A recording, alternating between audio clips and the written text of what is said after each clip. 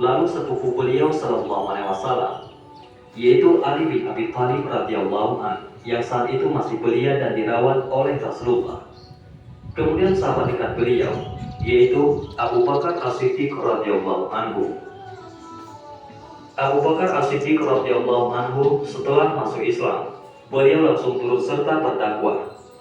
Lewat usaha beliau, ditambah perangainya yang terpuji serta kedudukannya yang terhormat di tengah masyarakat, dakwahnya cepat memberikan hasil. Tak berapa lama, tercatatlah sejumlah orang yang masuk Islam lewat beliau. Di antaranya, Utsman bin Affan, Zubair bin Awam, Abdurrahman bin Auf, Sa'ad bin Abi Waqqas, Talhah bin Ubaidillah radhiyallahu anhu. Mereka juga digolongkan sebagai generasi pertama dari kalangan para sahabat dan yang banyak berperan dalam dakwah Rasulullah SAW berikutnya. Kemudian satu demi satu masyarakat Quraisy masuk Islam, seperti Bilal bin Rabah, Abu Ubaidah Amir bin Jarrah, Abu Salamah bin Abdul Al-Asad, Arqa bin Abi Arqa, Utsman bin Mas'ud, Fatimah binti Khattab, yakni saudara perempuan Umar bin Khattab. Kemudian Khalbab bin Arad, Abdullah bin Mas'ud dan lainnya. Mereka semua masuk Islam secara sembunyi-sembunyi, karena Rasulullah SAW menyampaikan dakwahnya secara individu dan rahasia. Sementara itu, wahyu terus diturunkan, umumnya pendek-pendek, namun memiliki tekanan kuat untuk membersihkan hati dari berbagai kotoran duniawi. Sangat sesuai dengan kondisi saat itu yang menuntut kelembutan hati dan jiwa. Selain itu, wahyu yang turun banyak menggambarkan tentang surga dan neraka, hingga seakan-akan terpampang di hadapan mata. Hal mana dapat menimbulkan kerinduan seseorang terhadap surga dan ketakutannya terhadap neraka. Sedikit demi sedikit, lahirlah ikatan hati yang kuat di antara mereka. Kemudian lahirlah rasa ukhuwah dan tolong-menolong sehingga semakin mengokohkan keimanan mereka. Ritual yang sejak awal mereka lakukan adalah ibadah sholat. Namun, waktu itu sholat 5 waktu belum ditetapkan.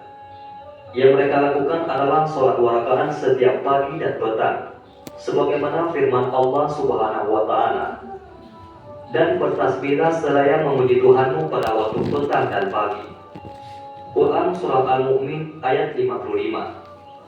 Hal itu pun tetap mereka lakukan secara sembunyi-sembunyi agar tidak diketahui oleh masyarakat.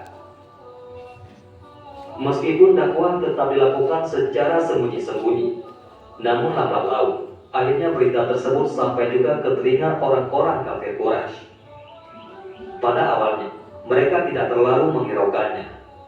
Mereka menganggap apa yang dilakukan Rasulullah SAW tak berbeda dengan apa yang dilakukan oleh beberapa orang sebelumnya, yang sekedar ingin menghidupkan nilai keberagamaan.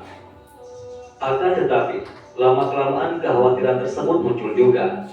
Setelah pengaruh Rasulullah SAW kian lama kian kuat dan meluas, mulailah mereka memperhatikan dan mengawasi dakwah Rasulullah SAW.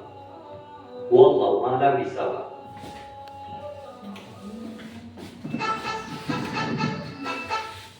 Nah, itu tadi adalah materi kita hari ini, yaitu dakwah secara terang-terangan.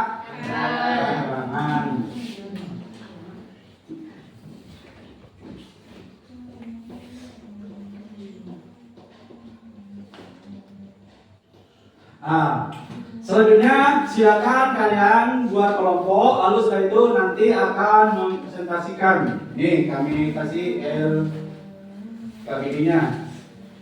Silakan, terus setelah itu kerjakan ya. Nah, nih.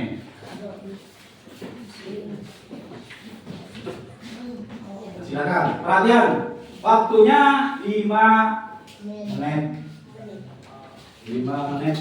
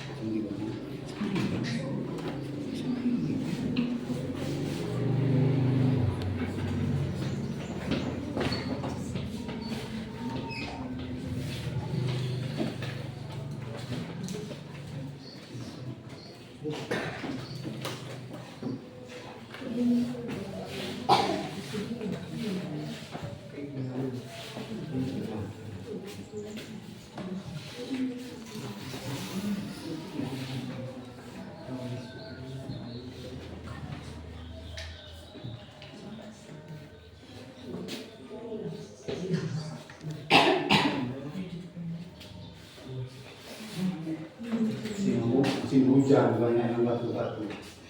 Jaga kesehatan ya. Benar kata orang, sehat itu berharga.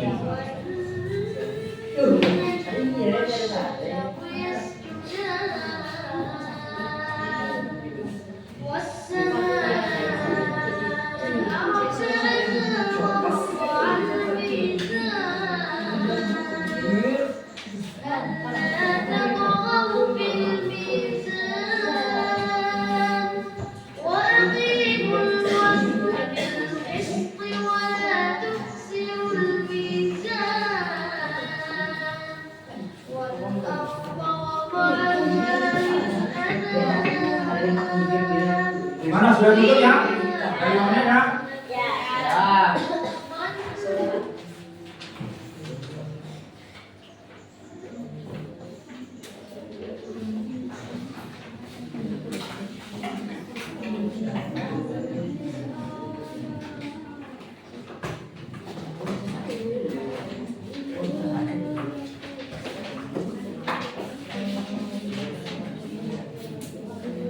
Sekarang silakan presentasikan ke depan. Coba yang mana dulu? Ya, silakan dulu ke depan. Yang presentasi. Yuk, tepuk tangan dulu.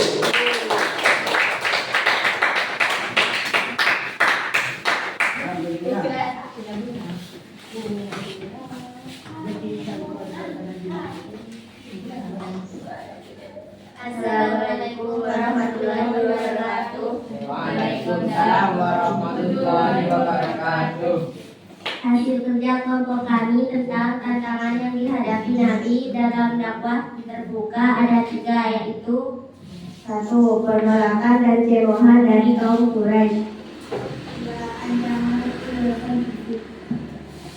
3. Pemboikotan terhadap Bani Hashim dan Bani Muthalib. Sekian presentasi dari kelompok kami. Assalamualaikum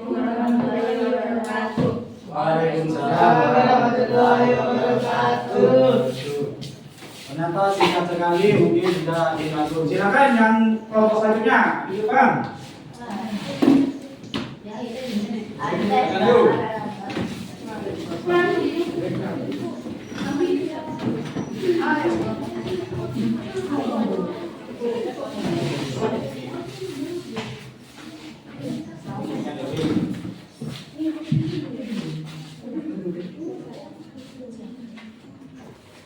Assalamualaikum warahmatullahi wabarakatuh. Waalaikumsalam warahmatullahi wabarakatuh. Kami akan mempresentasikan hasil kerja kelompok kami. Analisis dan solusi strategi apa yang bisa kita contoh dari dakwah Nabi dalam berdakwah di era sekarang. Strategi yang bisa dicontoh: 1. Akhlak yang mulia. 2. Komunikasi yang bijak dan sesuai audiensi. 3. Sabar dan tidak emosi. 4. Membangun komunitas. 5. Pendekatan bertahap. 6. Menggunakan teknologi dan media. Sekian hasil dari presentasi dari kami. Wassalamualaikum warahmatullahi wabarakatuh. Waalaikumsalam. Pertama, yuk.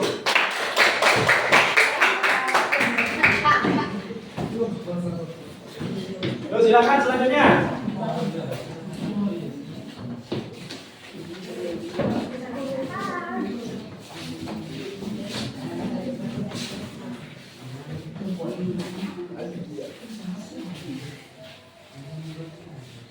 Assalamualaikum warahmatullahi wabarakatuh.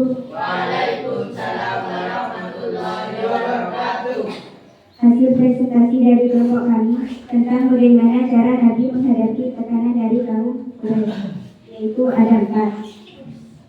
1. Nabi melakukan kesabaran dan keteguhan.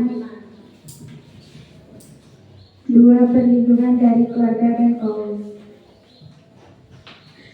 3. Menghindari konfrontasi. 4. Tidak teman-teman. Sekian presentasi dari kelompok kami. Wassalamualaikum warahmatullahi wabarakatuh. Waalaikumsalam warahmatullahi wabarakatuh.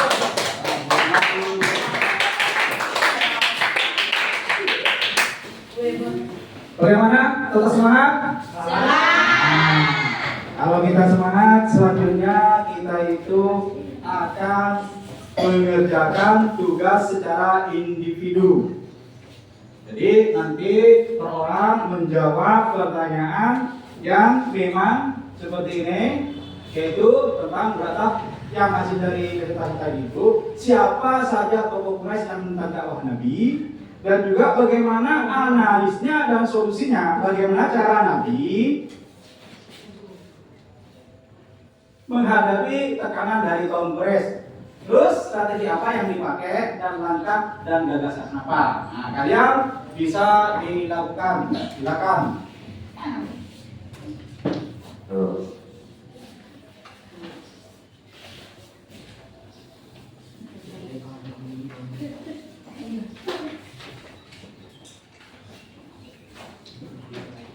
Silakan, secara singkat saja.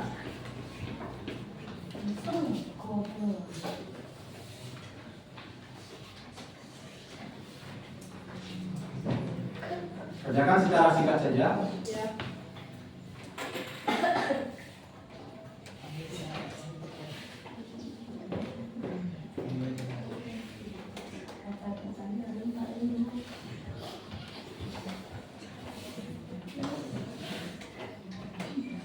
Bagaimana? Sudah? Sudah. Nah, kalau sudah, hubungan. Kalau nggak sampai jawabannya. Nah, nanti ini kita mau. Nah, bukan. Nah, yuk. Nah.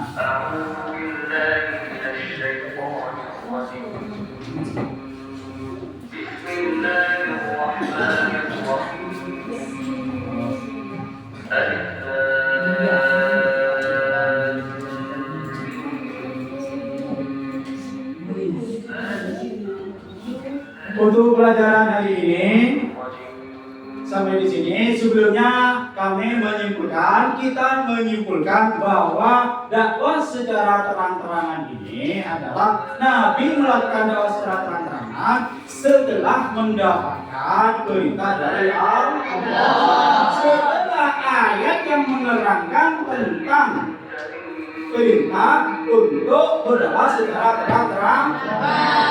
Walaupun bagaimanapun permasalahannya banyak, sangat kompleks.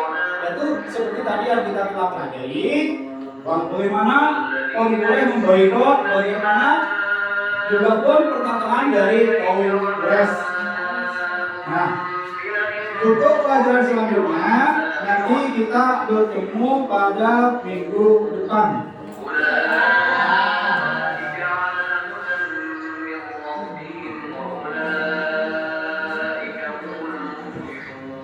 Bagaimana bahasanya?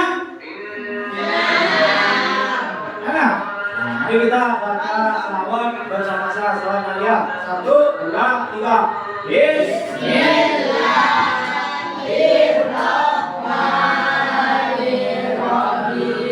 Allahumma shalli sholatan karimatan wa sallim salaman rahmat ala sayyidina Muhammadin